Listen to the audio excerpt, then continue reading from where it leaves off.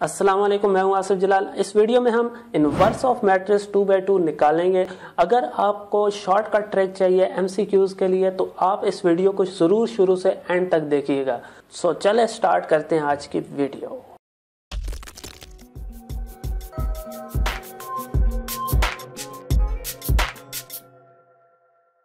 सबसे पहले तो मैं आपको एक पूरा प्रॉपर स्टेप बताऊंगा कि किस तरह से हम एक मैट्रिक्स का इन्वर्स निकालते हैं, क्योंकि ये बहुत ज़रूरी है शॉर्टकट ट्रिक से पहले। अगर आपने ये प्रोसेस नहीं समझा तो आपको शॉर्टकट ट्रिक समझ में नहीं आएगी। सबसे पहले हम इसको प्रॉपर तरीक़ेकार से समझते हैं और फिर एंड में मैं आपको शॉर्टकट ट्रिक बताऊंगा। चलें, सबसे पहले हमारे पास एक मैट्रिक्स है ए जिसकी एंट्रीज हैं 2 1 -1 -3 और इसका हमने इन्वर्स निकालना है। इन्वर्स को हम रिप्रेजेंट करते हैं छोटा सा ऊपर -1 लिखकर।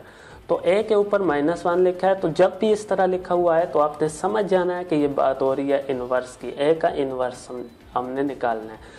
इन्वर्स निकालने के लिए एक फार्मूला होता है। वो फार्मूला क्या है? ए के इन्वर्स का फार्मूला होता है adjoint of A divided by determinant of A. ये फार्मूला है। अब ए इन्वर्स निकालने के लिए हमें एक तो एडजॉइंट ऑफ ए चाहिए, दूसरा डिटर्मिनेंट ऑफ ए। तो हम किस तरह से एडजॉइंट ए निकालें, किस तरह से डिटर्मिनेंट ऑफ ए निकालें, ये बहुत इंपॉर्टेंट है। सबसे पहले डिटर्मिनेंट निकाला करें। डिटर्मिनेंट निकालना पहले इसलिए ज़रूरी है कि अगर ये ज़ीरो हो जाए तो फिर आपका जो इन्वर्स है वो नहीं आ सकता। अब आपके जहन में सवाल पैदा होगा कि इन्वर्स अगर डिटर्मिनेंट ज़ीरो हो जाए तो इन्वर्स क्यों नहीं आता है भाई, इसकी क्या वजह है? क्योंकि डिटर्मिनेंट डिवीजन में होता है। तो जब इधर ज़ीरो हो जाएगा, जब डिवाइड में आ जाएगा ज़ीरो, तो ज़ीरो जब भी डिवाइड हो रहा हो तो मैथ एरर होता है या अनडिफाइन होता है, यानी इन्फिनिटी आ जाता है। आप कैलकुलेटर में किसी भी नंबर के नीचे ज़ीरो डिवाइड करें तो आपको कैलकुलेटर आंसर नहीं देगा। मैं सबसे पहले एडजॉइंट से शुरू करूंगा क्योंकि मुझे पता है कि डिटर्मिनेंट जो है वो इसका ज़ीरो नहीं है, तो मैंने पहले से चेक किया हुआ है।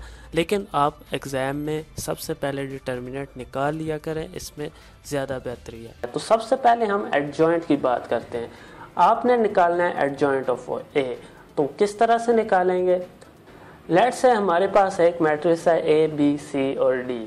आपने इसका एडजॉइंट निकालना है, तो आपने यहाँ पे इसी से याद रखना है कि एडजॉइंट कैसे निकालना है।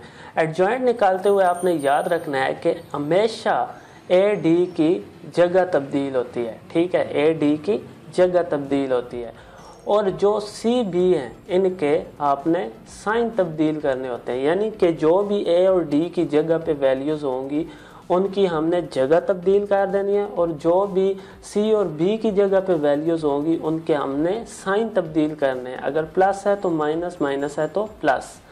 तो देखें, ए और डी की जगह पे क्या है? ए की जगह पे 2 है, डी की जगह पे -3 है। तो इन दोनों की क्या करनी है? जगह तब्दील करनी है। -3 2 की जगह आ जाएगा और -3 की जगह 2 आ जाएगा। और जो भी सी बी की जगह पे होंगे इनके साइन तब्दील हो जाएंगे, इधर माइनस आ जाएगा, इसके साथ प्लस लग जाएगा।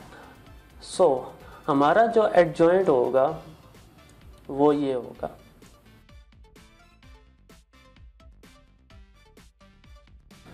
हमने ए डी की जगह तब्दील की है और सी बी के साइन तब्दील कर दिए हैं। तो ये आपका आ गया एडजॉइंट। अब आपको चाहिए डिटर्मिनेंट। ये दोनों जब होंगे तो हम इसका इन्वर्स निकाल पाएंगे। तो डिटर्मिनेंट कैसे निकालते होते हैं, डिटर्मिनेंट को निकालना हम सीखते हैं।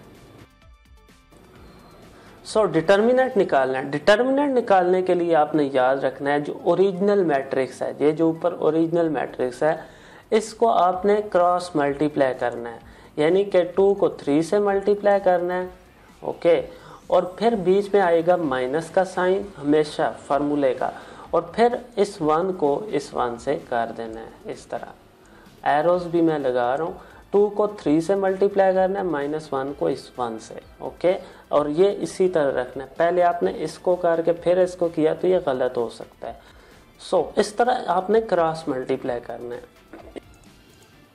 तो सबसे पहले 2 को हम 3 से मल्टीप्लाई करेंगे तो आपका आंसर आएगा, देखें -3 है तो -6 आएगा। ओके, अब आना है बीच में फार्मूले का माइनस, यह है फार्मूले का माइनस।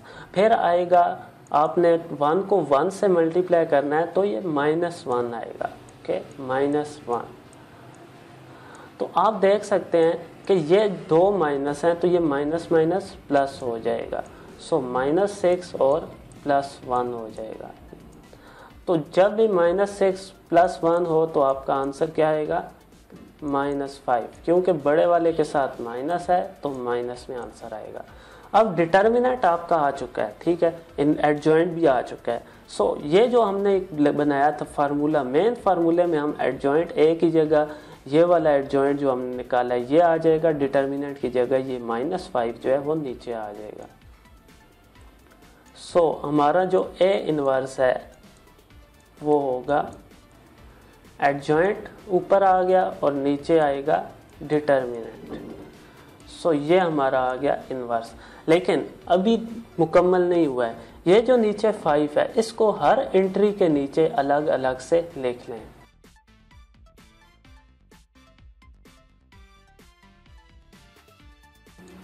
तो ये माइनस माइनस कैंसिल हो जाएंगे और प्लस हो जाएंगे, बाकी इसी तरह आ जाएगा।